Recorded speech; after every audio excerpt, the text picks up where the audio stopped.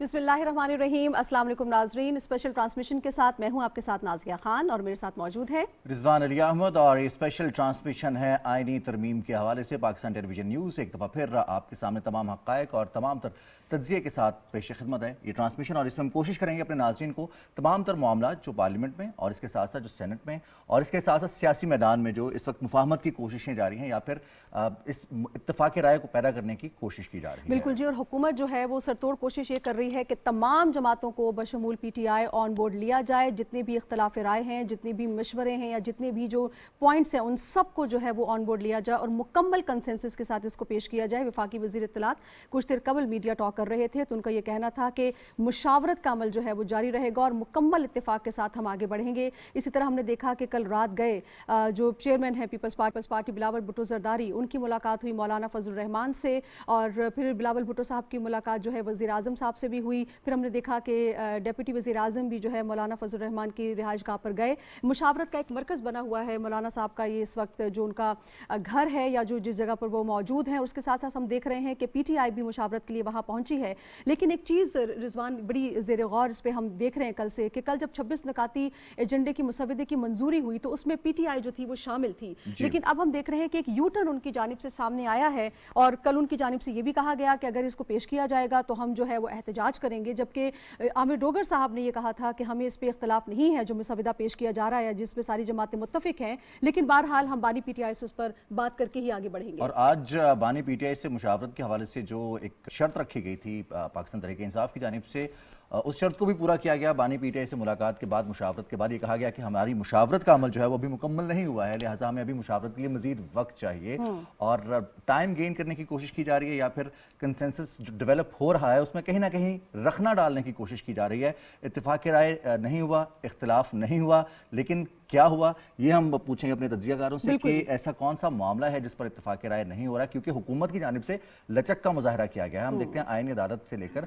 आईनी बेंचेस के क़याम तक हुकूमत की जानिब से और जो हुकूमत की इत्तेहादी जमातें उनकी जानिब से भी लचक का मुजाहरा किया गया है और कोई जल्दी नहीं है एग्जैक्टली। और यही वो इत्तेफाक राय पैदा करने की कोशिश है ना कि आप अपने स्थान से अगर दूसरे की इत्तेफाक राय के लिए कोशिश करते हैं कि दूसरे का नुक्ता नज़र सुने, समझें और उसको तस्लीम भी किया जाए, तो फिर इस वक्त जो जिम्मेदारी बनती है, क्योंकि तमाम तर नजरें, पूरी आवाम की नजरें पार्लियामेंट की जानिब है, सेनेट हो, कौमी असम्बली हो, वहाँ पर पार्लियामेंटेरियंस जो कानून साजी के लिए बैठे हुए हैं उनकी जानिब नजरें हैं कि वहाँ पर इत्तेफाक राय पैदा हो और इस आईनी तरमीम का एजेंडा जो है वो अवाम को जल्द अज जल्द इंसाफ की फ्राहमी है। बिल्कुल जी। काबीना का इजलास भी मुतवक्के है, साथ ही साथ सेनेट का इजलास भी बुला लिया गया है। टाइमिंग कुछ चेंज हुई, पहले कुछ और थी अब कुछ और है। मसला सिर्फ और सिर्फ ये है, बात सिर्फ और सिर्फ ये है, इस बात को यकीनी बनाना है कि तमाम जमातों को ऑन बोर्ड लिया जाए और एक पूरे अमल के साथ जो कि सियासी मुशावरत का अमल है उसको यकीनी बनाने के बाद इस पर हतमी राय कायम होने के बाद फिर इसको पेश किया जाए ताकि बगैर किसी रुकावट के अदालती इस्लाहात का जो मामला है वो पाया तकमील तक पहुंचे। ये बात हमें नहीं भूलनी चाहिए कि जितनी भी सियासी जमातें हैं रिजवान, वो हमेशा ये बात करती रही हैं कि हमें अदालती इस्लाहात की ज़रूरत है।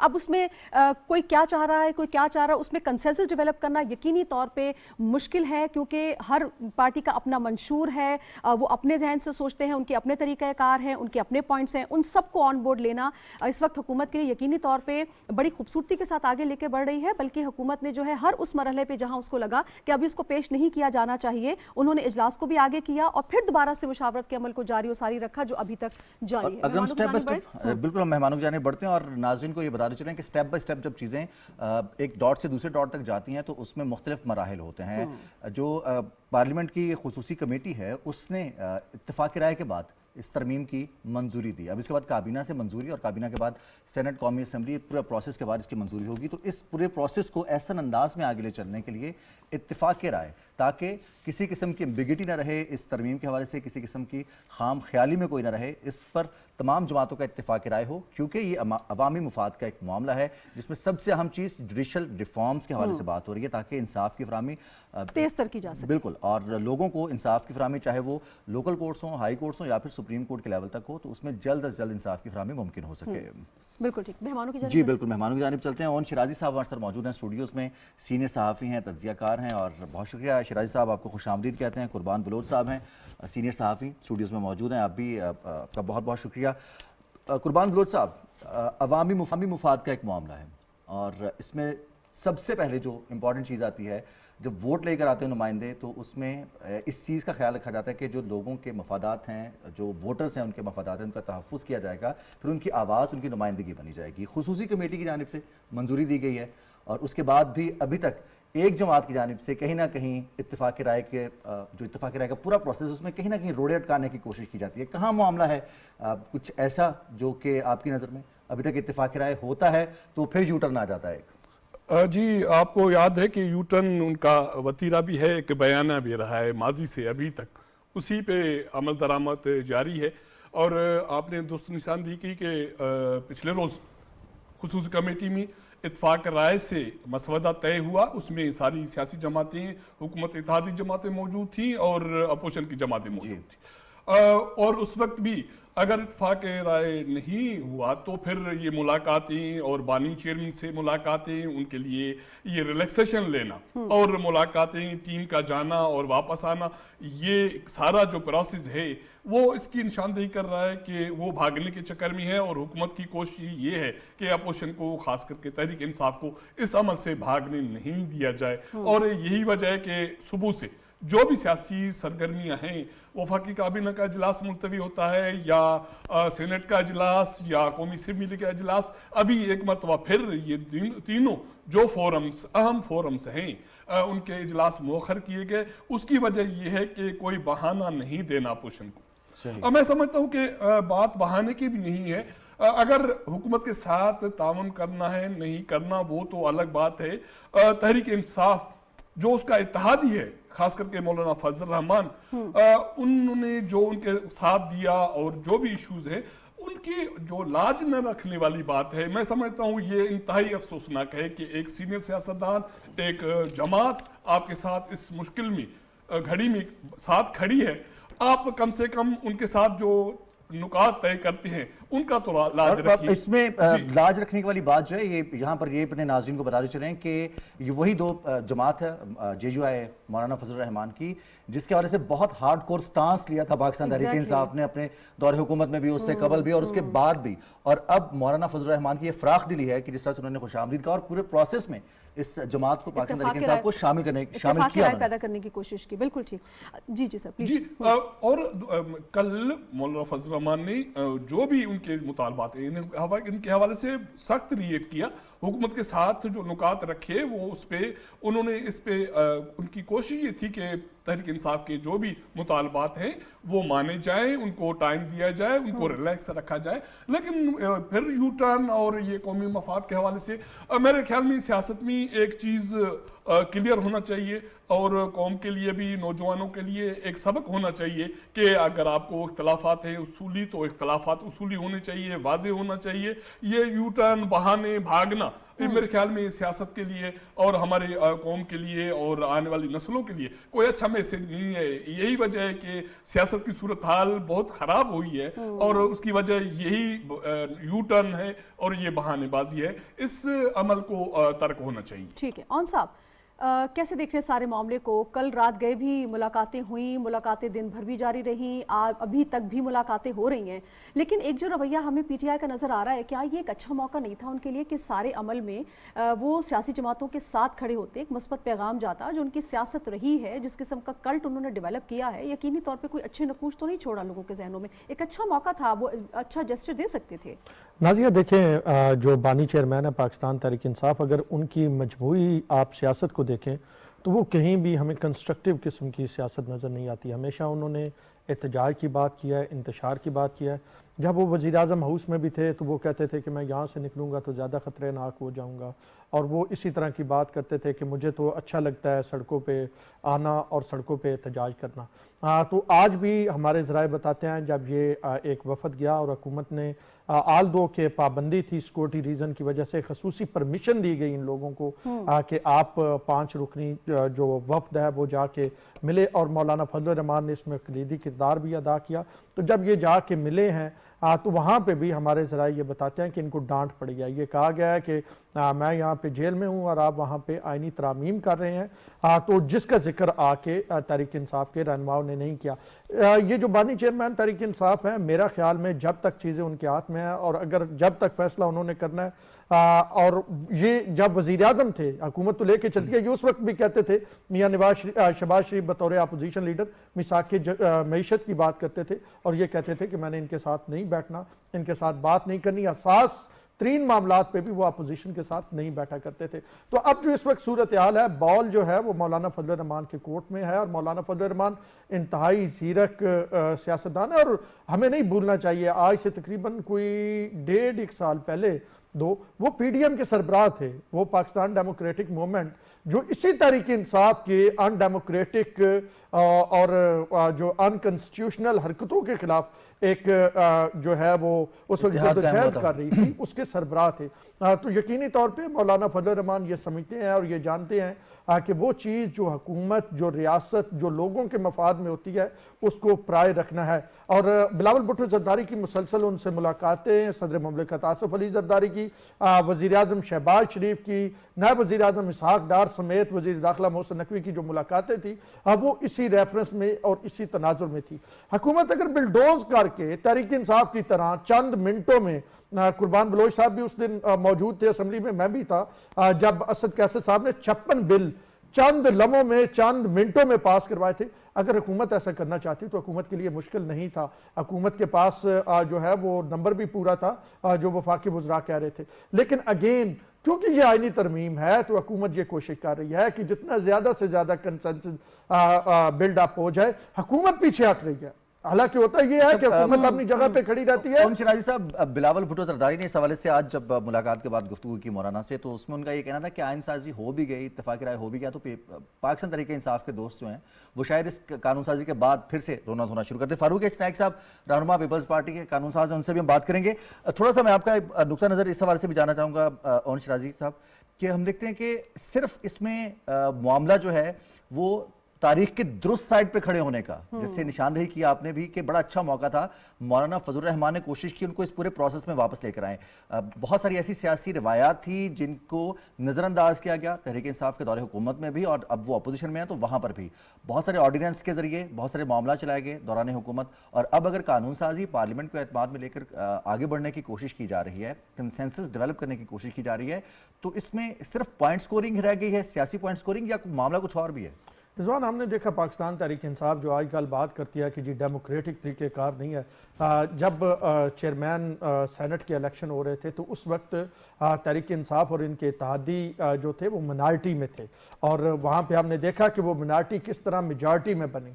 अगर हुकूमत चाहती तो वो तहरीक इंसाफ वाला रास्ता भी मौजूद था, लेकिन हुकूमत नहीं चाहती तहरीक इंसाफ वाला रास्ता अपनाने को, और हुकूमत चाहती है डेमोक्रेटिक के लिए आगे चले। ये आपने देखा, इससे पहले ये कोई 1-2 दिनों में या 10 दिनों में ये चीज सामने नहीं आई, या पिछले जो इजलास में कहा गया था कि ये मंजूर हमने तरामीम करवानी है, ये COD का हिस्सा है। और बीबी शहीद इसके हवाले से बड़ी मुसलसल बात करती रही कि पाकिस्तान में आइन जानने वाले जो जजेस हैं उनकी एक आइनी कोर्ट होनी चाहिए, और ये सिर्फ पाकिस्तान में नहीं बहुत सारे ममालिक में ऑलरेडी मौजूद है। लेकिन पाकिस्तान तहरीक इंसाफ जो है वो उसका जो लोगो या आप ये कहें कि उनका जो बयानिया है कि ना खेडेंगे ना खेडन देवांगे, ये मतलब इस अंदाज में मुल्क नहीं चलती है, इस अंदाज में फिर मुआशरे आगे नहीं बढ़ते हैं, इस अंदाज में तरक्की नहीं होती है। आपने अपने 4.25 साल में इस मुल्क के साथ क्या कुछ नहीं किया, आपने सफारती तौर पे इस मुल्क को आइसोलेशन का शिकार किया। अब अगर आप पिछले 3 हफ्तों की कारकर्दगी देख ले, मलेशिया के वजीर आजम से लेके सऊदी अरब के जो वजीर सरमायाकारी आए, $2 अरब की इन्वेस्टमेंट, और फिर उसके बाद SCO कॉन्फ्रेंस। और मैं हैरान हो रहा था कि गुज़िश्ता रोज जब अली मोहम्मद खान पार्लियामेंट में खड़े होकर उसका क्रेडिट ले रहे थे, ये वो लोग हैं जो जयशंकर को कह रहे थे कि आपने आके तकरीर करनी है हमारे एहतजाज में हिस्सा लें। वो कह रहे थे कि जी ये हमारा भी क्रेडिट है, कितनी कामयाब जो है वो SCO कॉन्फ्रेंस हुई है। तो मेरे ख्याल में जो पाकिस्तान तहरीक इंसाफ है, ये कोई सियासी तर्ज अमल और सियासी सोच की हामिल ये एक जमात नहीं है, एक प्रेशर ग्रुप की तरह ये अमल करते हैं, और इनकी ये कोशिश होती है कि ये प्रेशर डाल के अपनी अनकॉन्स्टिट्यूशनल अनडेमोक्रेटिक जो डिमांड्स हैं वो मनवा लें। लेकिन दूसरी जानब अगर आप देखें तो 3-3, 4-4 दहाइयों से सियासत करने वाले मियां नवाज शरीफ बैठे हैं, मियां शहबाज शरीफ बैठे हैं, आसिफ अली जरदारी बैठे हैं, तो वो डेमोक्रेटिक वे इख्तियार करेंगे। इनकी ये जरूर कोशिश है कि शायद वो इससे इंस्टिगेट हो, लेकिन वो बड़े ठंडे मिजाज के लोग हैं और वो बड़े ठंडे अंदाज में तरामीम भी हो जाएंगी और पाकिस्तान तहरीक इंसाफ का जो मकसद है वो भी पूरा नहीं होगा। ठीक है। कुर्बान बलोच साहब, आपको क्या लगता है, आज काबीना का इजलास भी है, सेनेट का इजलास भी है, तो आपको लगता है कि आज हतमी तौर पे पेश किए जाने का इम्कान है या मजीद मुशावरत के लिए वक्त लिया जा सकता है? कल भी इस तरह का एक तासुर था कि शायद कल हो जाए, क्योंकि कोई भी डिसेंटिंग नोट नहीं था, उसके बावजूद हमने देखा कि मुशावरत फिर से शुरू की गई है। जी, मैं समझता हूँ कि हुकूमत की तरफ से वाज़ेह मौकूफ़ी अख्तियार किया गया है कि उनके पास तादाद भी मौजूद है, और उसके साथ साथ मैं समझता हूँ कि एक बड़ी बात मौजूदा सूरत हाल में या आज जो नई डेवलपमेंट हुई है, अब जो आइनी तरमीम है बकौल बिलावल भुट्टो जरदारी के, अब इसकी ओनरशिप हुकूमत नहीं है, हुक्मरान इत्तेहादी जमात नहीं है, अब उसकी ओनरशिप मौलाना फजल रहमान के पास है। और आज जो मुलाकात हुई बिलावल भुट्टो जरदारी की मौलाना फजल रहमान के साथ, उसमें जो तरामीम जो चीज़ें मानी गई, तस्लीम की गई या जो मसवदा तय हुआ, उसमें वो सारे नुकात वो शामिल हैं जो मौलाना फजल रहमान की तरफ से तजावीज़ की गई। तो इसका मतलब है कि ये तरमीम, उसकी ओनरशिप अब हुकूमत इत्तेहादी जमातों के बाद मौलाना फजल रहमान के पास चली गई है। तो तहरीक इंसाफ को इस हवाले से भी इसका ये रुख भी देखना चाहिए, अगर मौलाना फजल रहमान के पास चली गई है तो तहरीक इंसाफ जो इस अमल में मुशावरत में मौलाना फजल रहमान के साथ चल रही थी, तो उसका इस हवाले से भी उसको देखना चाहिए। उसको आइसोलेशन में जिस तरह ये तहरीक इंसाफ जा रही है सियासी जमातों के बुनियाद पर, वो आइसोलेशन में चली गई। न सिर्फ सियासी जमातों के बुनियाद पर, मैं समझता हूँ कि उनके जो भी इक़दामात उन्होंने उठाए वो अपने कारकुनों के पास, वो पब्लिक के पास भी आइसोलेशन में चली जा रही है। आपने देखा होगा कि उन्होंने हालिया जुमे को स्ट्राइक की कॉल दी, जो एहतिजाज की कॉल दी, मुल्क के किसी कोने में अवाम ने, नौजवानों ने इस पे लबैक नहीं कहा या उसको ओन नहीं किया। तो इसका मतलब है कि आप मजीद आइसोलेशन में चले जा रहे हैं। इसलिए आपको पॉजिटिव तौर पर इस अमल को देखना चाहिए, उस पर अपने जो बिहेवियर है उनको रिव्यू करना चाहिए कि आप किस तरफ जा रहे हैं। लेकिन कुर्बान बलोच साहब, वजह क्या है? हमने देखा कि इनकी बारहा कॉल आई और बड़ा इंस्टिगेट किया गया, और जो रवैया अमीन साहब ने अपनाया, गंडापुर साहब ने यहाँ आने के बाद वो गायब हो गया और पीछे आवाम जो है वो भुगतती रही। तो आपको क्या लगता है कि आवाम अब इस तरह की सियासत से बिल्कुल ही मायूस हो चुके हैं, उनको समझ आ चुकी है कि इधर तो हमारे मसाइल का हल नहीं है? इसकी मिसाल मैंने बात की जुमे के रोज एहतिजाज की कॉल की, तहरीक इंसाफ की, और हमने ये देखा बदकिस्मती से कि पिछले दिनों में जब भी उन्होंने कॉल दी, ये जुड़वा शहर इस्लामाबाद और रावलपिंडी, इसके अवाम, हम लोग सारे जो कठिन सूरत हाल से गुजरे हैं, लेकिन खुशकिस्मती ये है कि जुमे के रोज इस एहतिजाजी काल की कोई भी कहीं से भी आवाम ने रद्दमल नहीं दिया, कोई रेस्पॉन्स नहीं दिया, नौजवानों ने नहीं दिया। और मैं समझता हूँ कि ये अच्छा एक अमल है कि उन्होंने इस चीज़ को इतना मिसयूज किया कि अब लोग भी बेजार हो गए और उन्होंने इस पे रेस्पॉन्स देना छोड़ दिया। और ये सियासी जमात के लिए एक बड़ा कठिन मरहला होता है, फैसला कुन मरहला होता है कि अपनी चीज़ों को रिव्यू करे, उनको देखे। एहतजाज भी अगर किसी वजह से हो रहा है या किसी मुतालबे पर हो रहा है और फिर वो मुतालबात मनवाने के लिए जो तरीक़ाकार इख्तियार किया जाता है, मुज़ाकरात किए जाते हैं, उसके बाद मामला आगे बढ़ते हैं। और शराजी साहब, तहरीक इंसाफ में ख़ुद बहुत सारे ग्रोहबंदी है, बहुत सारे बयानात हम देखते हैं मुख्तलिफ आ रहे होते हैं। एक तरफ जो चेयरमैन तहरीक इंसाफ हैं, मौजूदा चेयरमैन है बैरिस्टर गौहर साहब, उनकी जानिब से बयानात कुछ आते हैं, फिर शाम को उन्हीं का बयान बदल जाता है कि हमारा इत्तफाक़ राय नहीं है। इसी तरह से पार्लियामेंट में मौजूद उनके रहनुमाओं का बयान कुछ और होता है। कल आमिर डोगर साहब ने कहा कि हमें किसी चीज़ से इख्तलाफ नहीं है। तो क्या ये गुड कॉप बैड कॉप वाली सिचुएशन पाकिस्तान तहरीक इंसाफ के अंदर से खुद ही क्रिएटेड है, या फिर हकीकत में इख्तलाफात मौजूद हैं और तमाम के तमाम लोग जो हैं वो अपनी अपनी राह पर चलने की कोशिश कर रहे हैं? या साहब, ये स्ट्रेटजी का हिस्सा तो नहीं है कहीं? ये इसी तरह चलना है हमने? दो पार्ट में मैं जवाब दूंगा। एक तो तहरीक इंसाफ में 4 धड़े इस वक्त मौजूद हैं, इसमें कोई दूसरी राय नहीं है। असद कैसर साहब जो हैं अली अमीन गंडापुर से बात तक करना नहीं चाहते, और असद कैसर जो नज़दीक है मौलाना फजल रहमान की, क्योंकि मौलाना फजल रहमान की और अली अमीन गंडापुर की मुखालफ जो है ना अपने ज़िले में, दोनों एक ज़िले से तल्लुक़ रखते हैं, तो उनकी एक दूसरे के मुखालफ सियासत है। तो असद कैसर कुछ इस वजह से भी मौलाना के साथ हैं कि वो अली अमीन गंडापुर के खिलाफ है, और अली अमीन गंडापुर मौलाना आपने देखा पूरी थ्रू आउट तहरीक इंसाफ ने जितनी मौलाना से टास्क किया उसमें अली अमीन गंडापुर माइनस है, और अली अमीन गंडापुर मौलाना से बात नहीं करना चाहते। अच्छा, ये ग्रुप एक है, फिर शिबली फराज साहब का अपना ग्रुप है, और आतिफ खान वगैरह का एक 4 ग्रुप तो है तहरीक इंसाफ में। लड़ाई तो तहरीक इंसाफ में ग्रुपिंग है, लेकिन जिस जानब आप इशारा कर रहे हैं यकीनी तौर पे देखने वाले ये जानना चाहते होंगे कि एक जगह बात करते हैं वही लीडर दूसरी जगह जाके मुकर क्यों जाते हैं। इन पे जो है ना प्रेशर इनके हैंडलर का बहुत ज्यादा होता है। ये अगर अहमद डोगर कल जब हम मौजूद थे वहां पे कमेटी में, स्पेशल कमेटी में, वहां पे मान के गए थे, तो जब गए तो सोशल मीडिया पे उनको गालियां पड़नी शुरू हो गई। वो जो अमेरिका, बर्तानिया और कनाडा में और यूएस में वहां पे वो लोग बैठे हैं, सोशल मीडिया सेल बैठे हुए हैं, और उनको बैरून मुल्क के हैंडलर जो हैं वो चला रहे हैं। तो उन्होंने जब उनके खिलाफ पूरी कैंपेन चलाई तो ये डर जाते हैं, क्योंकि पूरी जमात ही सोशल मीडिया ये हैंडलर से मुराद वही है जिन्होंने आर्टिकल भी लिखा था कि हमारे लिए बड़े सूदमंद हैं। जी, यकीनी तौर पे वही लोग हैं कि जिनके लिए जैक गोल्ड स्मिथ के लिए मैं जरा और खुल के थोड़ा सा आसान कर देता हूं आवाम के लिए, ज्यादा पुरानी बात नहीं है कि सादिक खान जो पाकिस्तानी नजात मेयर लंदन के लिए इलेक्शन कंटेस्ट कर रहे थे, उनके मुकाबले में एक यहूदी को, जैक गोल्ड स्मिथ को जाके इमरान अहमद खान नियाजी साहब ने ना सिर्फ सपोर्ट किया था बल्कि कैंपेन चलाते हुए ये कहा था कि जैक बड़ा नफीस इंसान है और मैं चाहूंगा कि जैक जो है यानी पाकिस्तानी के खिलाफ एक यहूदी को सपोर्ट की थी। आज वही यहूदी लाबी, इसमें कोई दूसरी राय नहीं, अगर आप इसराइल के अखबारात देख लें तो वो बार बार ये कह रहे हैं, वो इमरान खान के हक में आर्टिकल लिख रहे हैं और वो कह रहे हैं ये बानी चेयरमैन तहरीक इंसाफ अगर वापस आएगा तो इसका हमें अल्टीमेटली फायदा होगा।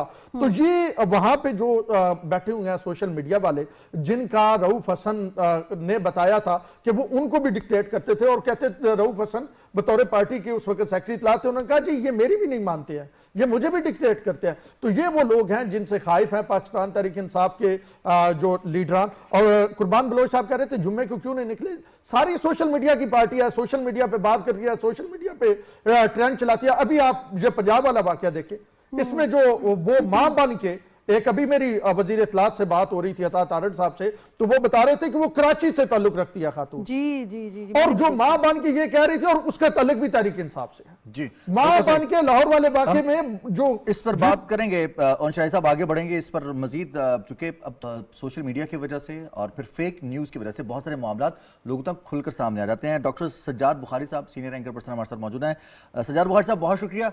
सर क्या सूरत हाल है, क्या समझ रहे हैं कि इत्तेफाक राय के बाद काबीना इजलास और उसके बाद सेनेट कौमी असम्बली का इजलास, इत्तेफाक राय के हवाले से जो मुसव्वदा पेश किया गया मौलाना फजल रहमान की जानिब से, पीपल्स पार्टी की जानिब से, हुकूमत की जानिब से, उस पर इत्तेफाक राय मौजूद है बड़ी जमातों में। एक जमात की जानिब से अभी तक किसी भी नुक्ते पर नहीं पहुंचा जा रहा, वो पहुंचते हैं फिर वापस चले जाते हैं या कहीं आगे बढ़ जाते हैं, क्या मामलात हैं? बहुत शुक्रिया रिजवान। और आज हम थोड़ी सी फेडरेशन की और डेमोक्रेटिक नॉर्म्स की बात जरूर करेंगे। मुफ्ती महमूद के साहबजादे मौलाना फजल रहमान, जिन्होंने हमेशा अपनी सियासी जिदोजहद का दावा किया कि उनके वालिद मोहतरम से लेकर अब तक एक मजहबी जमात होने के साथ साथ जो आइन की बालादस्ती है उसके लिए हमने बड़ी तगोदो की है, लेकिन कल से मैं देख रहा हूं, बल्कि पूरी दुनिया देख रही है कि एक वो सियासी जमात है जिनके बारे में ये कहा जाता था, खुद मौलाना साहब फरमाते थे कि वो यहूदी एजेंट हैं और किसी और की ईमा पर, मंशा पर और ख्वाहिश पर हम पर मुसल्लत किए गए हैं, और ये मुसल्लत किया गया एक टोला है। और वो टोला जिसके बारे में ये कहा जाता है कि वो यू टर्नोलॉजी का मास्टर है और वो थूक चाट पार्टी जो है वो साबित हुई है। उसने अपनी हर कही हुई बात जो है उससे न सिर्फ इनहराफ किया है, यू टर्न लिया है, बल्कि अपने वादों को बजाय के वफा करने उस पर झूठ और एक और झूठ का सहारा लिया है। आज पाकिस्तान में जमहूरियत का हुस्न, आइन की बालादस्ती, डेमोक्रेटिक नॉर्म्स और एक जमहूरी तसलसल हमें नजर आ रहा है, और कुछ लोग इस पे शदीद तनकीद कर रहे हैं जिनकी तनकीद जो है वो समझ से बालातर है। ना ही कोई जुम्मे का दिन छुप के जुम्मे की नमाज के बाद कोई बिल पेश किए जा रहे हैं, ना ही 25-25 बिल पेश किए जा रहे हैं, बल्कि तमाम जो सियासी कुव्वतें हैं, खास तौर पर वो सियासी कुव्वतें जिसमें पाकिस्तान पीपल्स पार्टी और PMLN, जिन्होंने 73 के आइन के बाद सबसे बड़ी जो मीसाक, जिसे मीसाक जमहूरियत की एक दस्तावेज कहते हैं, जिस पे दस्तखत किया था, और आज वो उस पर अमल पैरा हमें नजर आ रहे हैं। बिलावल भुट्टो साहब की बात करें, शहबाज शरीफ साहब की बात करें, वजीर आजम पाकिस्तान की सदर आसिफ अली जरदारी की बात करें, ये तमाम तर कुव्वतें आज कोशिश कर रही हैं कि जमहूरी तसलसल के लिए और आइन की बालादस्ती के लिए और जुडिशल रिफॉर्म्स के लिए, देखें जो हमारा सबसे बड़ा मसला है, हम जो समझा नहीं पा रहे हैं या हम समझना नहीं चाहते हैं कि इस वक्त हमारा सबसे बड़ा मसला पेंडेंसी ऑफ केसेस का है, जिसकी तादाद अब लाखों में है। अगर हम आला अदालत की बात करें तो वहाँ 15 से 16 जजेस जो मुख्तलिफ केसेस सुनते हैं, लेकिन बदकिस्मती से आइनी केसेस इतने ज्यादा हैं और उसका बोझ इतना ज्यादा है कि जो आम सारिफ है या जो आम पिटिशनर है, जिसके मुताद्दिद मामलात हैं, उसके बुनियादी राइट्स की बात है, लैंड्स के इश्यूज हैं और बहुत सारे केसेस हैं जो पेंडेंसी का शिकार हैं, जिसकी वजह से ये अमेंडमेंट की जा रही है और जो तरीक़ाकार एडॉप्ट करने की बात की जा रही है। देखिए, यहाँ हमने पार्लियामान की हमेशा बात की है कि पार्लियामान ही बालादस्त है। जब से पाकिस्तान का क़याम अमल में आया तो 58 to 60 हमने 2 ईयर जो है वो तो बड़े हमने बातें की और बहुत कुछ दावे भी किए। मैं माजी में नहीं जाना चाहता। अब तक जितनी भी कॉन्स्टिट्यूशनल अमेंडमेंट्स हुई हैं इसी पार्लियामान ने की हैं। 21वीं आईनी तरमीम को मंजूर करने वाली कुव्वतें जो उस वक्त आपने देखा कि गैर मामूली हालात थे, फिर हमने 22वीं तरमीम की बात की, तो ये वो जमातें हैं जिन्होंने बड़े फ्रंट फुट पर आकर जो है इसकी हिमायत की। आज जब मफादात की बात आ रही है, जहां उनको ये नजर आ रहा है कि उनका कोई सियासी एजेंडा या उसको कोई तकवीत नहीं मिल रही है, तो वो उसके लिए मुख्तलिफ राहें इख्तियार करें। लेकिन मुझे कभी इम्कान है इस बात का और यकीन भी मुझे है कि मौलाना फजलुर रहमान जो कि न सिर्फ पार्लियामान की बालादस्ती की हमेशा बात करते हैं, बिल आखिर उन जी डॉक्टर साहब, आप बिल्कुल सही फरमा रहे हैं। मौलाना साहब की तो सरतोड़ कोशिश है कि वो एक म्यूचुअल कंसेंसस के साथ ये चीज़ को पेश किया जाए, उनकी एफर्ट्स भी लायक तहसीन है। लेकिन ज़रा एक लेमैन को ज़रा ये समझा दीजिएगा कि ये जो आईनी अदालत है या जो आईनी बेंच का तस्वुर है, क्या ये बिल्कुल कोई यूनिक आइडिया है? क्या दुनिया में ऐसी चीज़ें एग्जिस्ट नहीं करती? क्या दुनिया के 80 से ज़ायद ममालिक में आईनी अदालतों का क़याम नहीं है? क्या इनका वजूद नहीं है? और ऐसी चीज़ जब हुकूमत लाना चाह रही है जिसमें बारहा हुकूमत का पहले दिन से ये मौक़िफ़ है कि हम चाहते हैं एक आम आदमी जो कि अदालतों के इंसाफ की खातिर जो है वो पूरी ज़िंदगी गुजार देता है और उसकी आगे 2-3 नस्लों को जाने के बाद उसको वो इंसाफ मिलता है, जब उसको शायद उसकी ज़रूरत भी नहीं रहती, उस अमल को तेज़ तरीन करने के लिए है। बात तो बड़ी सिंपल है अगर समझना चाहें तो। देखिए नादिया, एक बड़ा एक अहम आपने नुक्ता उठाया है कि क्या कोई नया प्रेसिडेंट सेट होने जा रहा है पाकिस्तान में, या कोई नई मिसाल कायम होने जा रही है, या माजी में ऐसा नहीं हुआ, या जो डेवलप्ड कंट्रीज हैं जहां डेमोक्रेटिक नॉर्म्स और डेमोक्रेटिक स्ट्रक्चर है। तो एक बात यहाँ समझने की जरूरत है कि डेमोक्रेटिक स्ट्रक्चर को पहले समझने की जरूरत है। जो लोग प्रेसिडेंशियल फॉर्म ऑफ गवर्नमेंट या टेक्नोक्रेट की गवर्नमेंट लाने के लिए कोशिशें कर रहे हैं और उन्होंने एक वन मैन शो और एक पॉलिटिकल और एक डेमोक्रेटिक जो डिक्टेटर इंट्रोड्यूस करवाया है, वो तो गो कि इन चीज़ों को समझ के भी नहीं समझना चाहते। लेकिन हकायक यही है जो आपने नाजिया जिसका जिक्र किया है कि 80 से ज़ायद ममालिक ऐसे हैं जो डेमोक्रेटिक स्ट्रक्चर या जमहूरी उनका एक ढांचा है, तो वहाँ पे आइन और कानून दो चीज़ें बड़ी अहम हैं। पार्लियामान बालादस्ती तभी होगी जब पार्लियामान की हुक्मरानी होगी, जब पार्लियामान के किए हुए फैसलों के ताबे होंगे मैं, आप और तमाम इंस्टीट्यूशन। और अब जब इस पार्लियामान के लिए कोशिश की जा रही है तो हमें ये नहीं भूलना चाहिए, एक तो हम बदकिस्मती से दिले नादां बार बार धोखा खाता है, आजमाए हुए को फिर से आजमाता है। तो ये वही लोग हैं जिन्होंने पार्लियामान को गालियां दी, ये वही लोग हैं जिन्होंने पार्लियामान के तकद्दुस को पामाल किया, ये वो लोग हैं जिन्होंने उसके जो फेंसिंग है उसे कटर्स के जरिए काट के वो कूदे, इन्होंने सुप्रीम कोर्ट के बाहर अपनी शलवारें टांगी। ये वो लोग हैं जिन्होंने आइन की भी तमस्खर उड़ाया, मजाक उड़ाया, इन्होंने आइन की बालादस्ती के तमाम तर रास्ते रुकावट पैदा की, इन्होंने 18 कॉन्स्टिट्यूशनल अमेंडमेंट का जो है। जी बहुत शुक्रिया, काफ़ी डिटेल के साथ आपने ये सारी सिचुएशन हमें समझाई है। यकीनी तौर मकसद और हसूल सिर्फ यही है कि आम आदमी को इंसाफ की फरहमी को तेज़ बनाया जा सके। हमारे साथ मौजूद हैं सीनियर पॉलिटिशियन नादिर गबोल साहब, बहुत ज़रूरी है उनकी इस हवाले से सारी राय लेना। बहुत शुक्रिया नादिर गबोल साहब, आपने हमें ज्वाइन किया है। सर, 26वीं आईनी तरमीम जो है वो मिसाक जमहूरियत का हिस्सा है और कल जब बिलावल भुट्टो जरदारी साहब बात कर रहे थे, जलसे से खिताब कर रहे थे, तो उनका ये कहना था कि बहुत सी ऐसी चीज़ें जो हमने ओरिजिनल ड्राफ्ट में रखी थी उससे हम पीछे भी हटे हैं। लचक का बाकायदा मुजाहरा किया गया है और बारहा उन्होंने ये बात कही कि हमारी कोशिश होगी, बारहा हमारी कोशिश होगी कि हम पीटीआई को भी साथ लेकर चलें। वैसे तो सारी जमातों में इत्तेफाक राय हो गया है, लेकिन पीटीआई वाहिद ऐसी जमात रह गई है जो कि जो है हम देखते हैं बार बार यू टर्न ले लेती है। इस सारी सूरत हाल को आप कैसे देख रहे हैं सर? अस्सलाम वालेकुम। बिल्कुल आपने सही फरमाया कि बिलावल भुट्टो जरदारी साहब, हालांकि शुरू से उनकी कोशिश थी कि कॉन्स्टिट्यूशनल वफाकी कोर्ट्स और प्रोविंशियल कोर्ट्स भी बनाए जाए, पर वो अपने इस मुतालबे से थोड़ा सा फ्लेक्सिबल होके इस चीज़ पे सेटल हो गए कि बेशक आप फुल कोर्ट अगर ना भी बनाए आईनी कोर्ट, तो आईनी बेंच जिसकी डिविजनल हैसियत होगी जाए। और बिलावल साहब बहुत मेहनत कर रहे हैं, बहुत एनर्जी लगा रहे हैं, अपना टाइम अपना इन्वेस्ट कर रहे हैं ताकि अवाम के जो मसले मसाइल हैं उनके लिए जो रिसोर्सेज हैं कोर्ट की वो फ्री अप की जाए। जैसा कि उन्होंने फरमाया कि उनकी वालदा का और उनके नाना की ख्वाहिश थी कि अवामी जो केसेस हैं वो नहीं सुने जाते और पॉलिटिकल नोयत और कॉन्स्टिट्यूशनल केसेस जो हैं उन पे ज़्यादातर जो रिसोर्सेज होते हैं कोर्ट की वो ज़ाया की जाती है। तो बिलावल साहब इसी वजह से बार बार प्राइम मिनिस्टर साहब से भी मिले, मौलाना साहब से भी मिले और आज उन्होंने बहुत अच्छी बात की कि हालांकि उन्होंने तो फ्लेक्सिबिलिटी शो की है, बिलावल साहब अपनी बात कर रहे हैं, मगर पीटीआई बिल्कुल भी फ्लेक्सिबिलिटी शो नहीं कर रही और अगर गवर्नमेंट का जो ड्राफ्ट है उस पर अग्री नहीं भी कर रही तो जो मौलाना साहब का ड्राफ्ट है उस पर कम अज कम अग्री कर ले ताकि बात आगे बढ़े। मगर अनफॉर्चुनेटली रिपोर्ट ये आ रही है कि जो वक्त गया था बानी चेयरमैन पीटीआई से जेल अडियाला जेल मिलने, तो इंस्टेड के वो मसले मसाइल के ऊपर बात करे।